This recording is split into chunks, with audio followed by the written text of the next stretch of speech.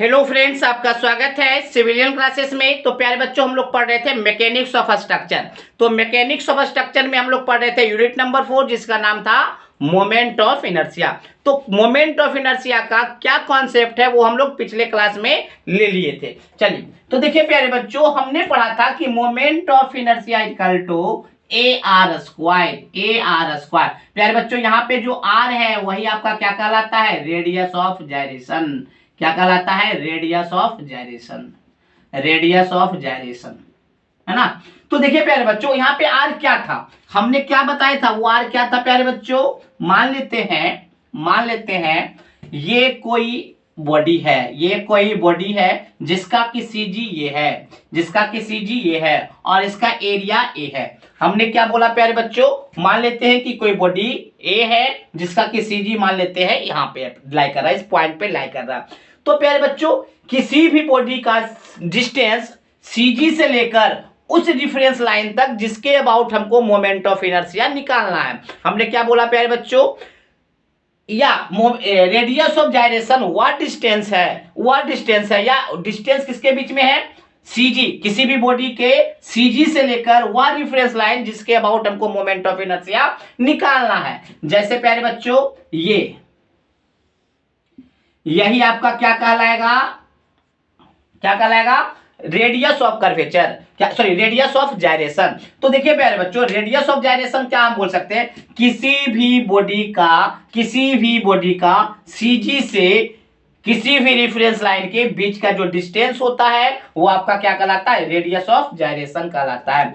तो radius of जाइरेशन अगर इस फॉर्मूले से देखें तो क्या हो जाएगा प्यारे बच्चों? आर स्क्वायर बराबर आई बटे ए हो जाएगा। आर स्क्वायर बराबर क्या हो जाएगा? आई बटे ए। तो आर बराबर आपका हो जाएगा अंडर रूट आई बटे ए। अगर आपको रेफरेंस लाइन अगर एक्स एक्सिस है, रेफरेंस लाइन आपका एक्स एक्सिस है, तो मोमेंट ऑफ इनर्शिया भी कहां से लीजिएगा? X axis. अगर आपको रेडियस ऑफ जाइरेशन एक्स डायरेक्शन में निकालना है तो मोमेंट ऑफ इनर्शिया भी आपको एक्स एक्सिस के अबाउट लेना होगा, है ना।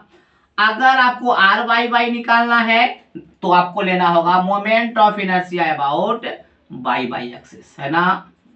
ठीक है प्यारे बच्चों, तो रेडियस ऑफ जाइरेशन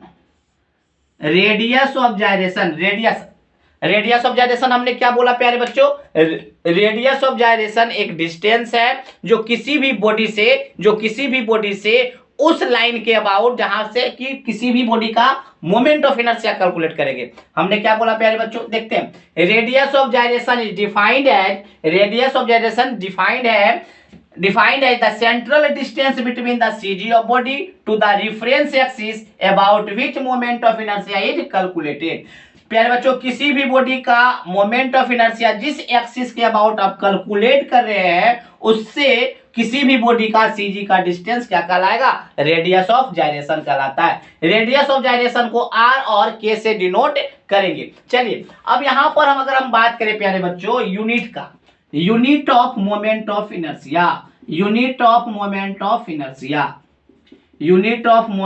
इनर्शिया। तो देखिए प्यारे बच्चों, यूनिट क्या हो जाएगा मोमेंट ऑफ इनर्शिया का? ये एरिया है तो एरिया का हम लोग मान लेते हैं मीटर स्क्वायर। ये डिस्टेंस है तो डिस्टेंस का भी हो जाएगा मीटर का होल स्क्वायर। तो आपका क्या हो गया? मीटर 4 हो जाएगा या सेंटीमीटर 4 हो जाएगा या मिलीमीटर 4 हो जाएगा, है ना। बात समझ में आ गया प्यारे बच्चों? और देखिए रेडियस, अगर हम रेडियस ऑफ जाइरेशन का यूनिट देखें, यूनिट ऑफ रेडियस ऑफ जाइरेशन, तो देखिए मेरे बच्चों, रेडियस ऑफ जाइरेशन क्या है? आपका डिस्टेंस है तो ये होगा इसका यूनिट मीटर या सेंटीमीटर या मिलीमीटर। ठीक है, आपको समझ में आया प्यारे बच्चों? रेडियस ऑफ जाइरेशन आपको समझ में आया? Radius of gyration is defined as the distance between या central distance of the object to the reference line about which moment of inertia is calculated। बात समझ में आया? तो हम ये बोल सकते हैं प्यारे बच्चों, रेडियस ऑफ जाइरेशन क्या है? एक डिस्टेंस है। कहां से? तो किसी भी बॉडी के सीजी से लेकर उस लाइन के अबाउट, उस लाइंस का जहां से कि हमको मोमेंट ऑफ इनर्शिया कैलकुलेट करना है। ठीक है प्यारे बच्चों, तो रेडियस ऑफ जाइरेशन आपको अच्छी तरीके से समझ में आ गया होगा। चलिए इसको नोट डाउन कर लीजिए।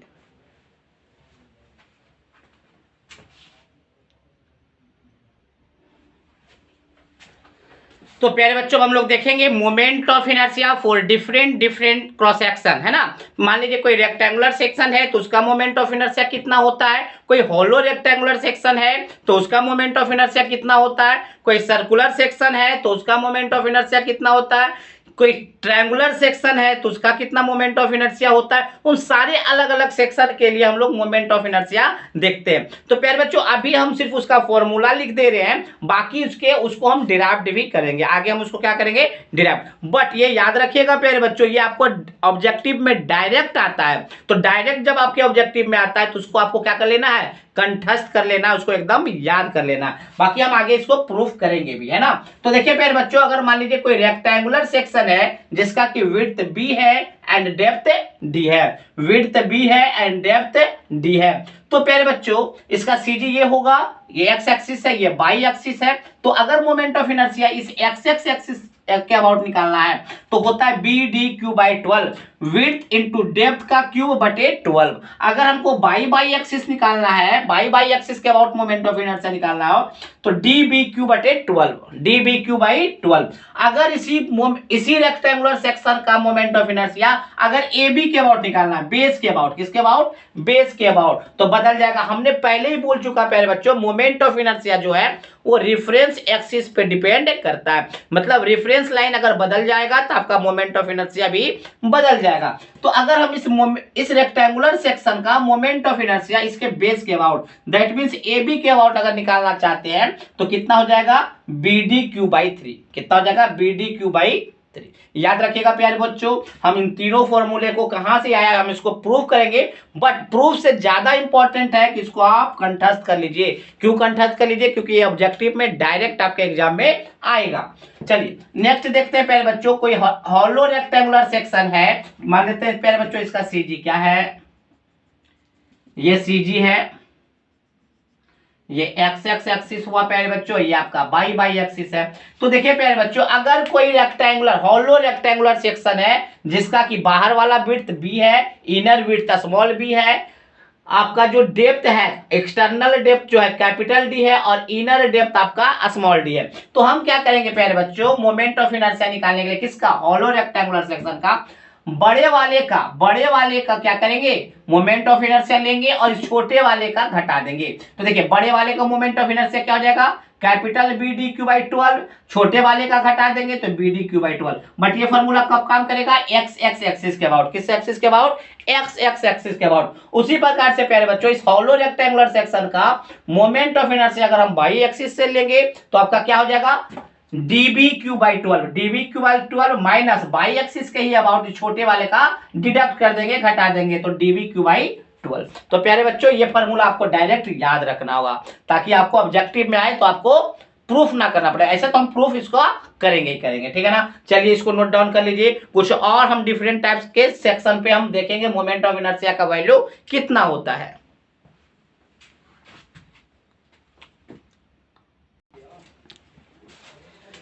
तो प्यारे बच्चों हम लोग देखेंगे सॉलिड सर्कुलर सेक्शन का मोमेंट ऑफ इनर्शिया कितना होता है। मान लीजिए प्यारे बच्चों कोई सॉलिड सर्कुलर सेक्शन है जिसका की डायमीटर कैपिटल डी है, जिसका की डायमीटर आपका क्या है, कैपिटल डी है, और ये देखिए ये आपका सीजी हो जाएगा प्यारे बच्चों, ये आपका सीजी है ना। तो अगर हम x X axis x X axis के अबाउट या बाई एक्सिस के अबाउट मोमेंट ऑफ इनर्शिया निकालते हैं तो दोनों सेम होता है और उसका वैल्यू होता है पाई बटे 64 into D to the power 4, pi बटे 64 into D to the power 4। याद रखना है प्यारे बच्चों, कंठस्थ कर लेना है कि किसी भी सॉलिड सर्कुलर सेक्शन के या सिर्फ सर्कुलर सेक्शन के तो उसका मोमेंट ऑफ इनर्शिया होगा पाई बटे 64 into D to the power 4, जहां पे डी क्या है, डायमीटर ऑफ सर्कुलर सेक्शन।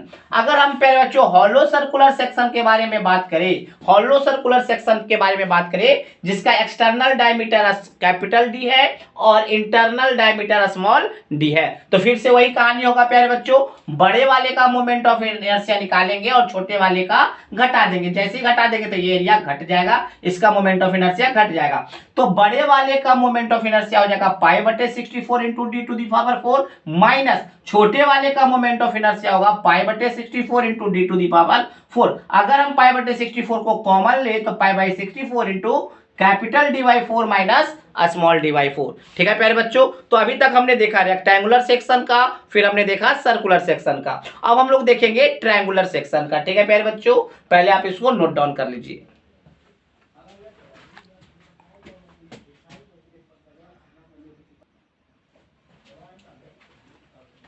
तो देखिए प्यारे बच्चों, अब हम देखते हैं मोमेंट ऑफ इनर्शिया और फॉर ट्रायंगुलर सेक्शन। कोई अगर ट्रायंगुलर सेक्शन का मोमेंट ऑफ इनर्शिया देखे तो देखिए ये कोई ट्रायंगल है प्यारे बच्चों, हम लोग को बेहतरीन तरीके से पता है कि उसका जो सीजी होता है वो बेस से h/3 पर होता है और ऊपर क्या बच जाएगा 2h/3। याद आप लोग को पता होगा प्यारे बच्चों, किसी भी ट्रायंगल का आपका जो सीजी होता है वो h/3 से 3 पर होता है, कहां से, बेस से, है ना।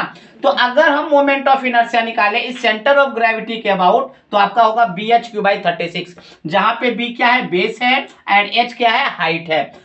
अब उसी ट्रायंगुलर सेक्शन का मोमेंट ऑफ इनर्शिया अगर बेस से निकाला जाए, किससे निकाला जाए, इस बेस से निकाला जाए, तो उसका होता है bh3/12। क्या होता है, bh3/12। आपको इसको याद रखना होगा। तो जितने भी आपको अभी बताया गया है moment of inertia for different types of section के, तो आपको उसको याद रखना होगा ताकि हम उस वैल्यू को डायरेक्ट न्यूमेरिकल में यूज कर सके। ठीक है प्यारे बच्चों, चलिए इसको नोट डाउन कर लीजिए।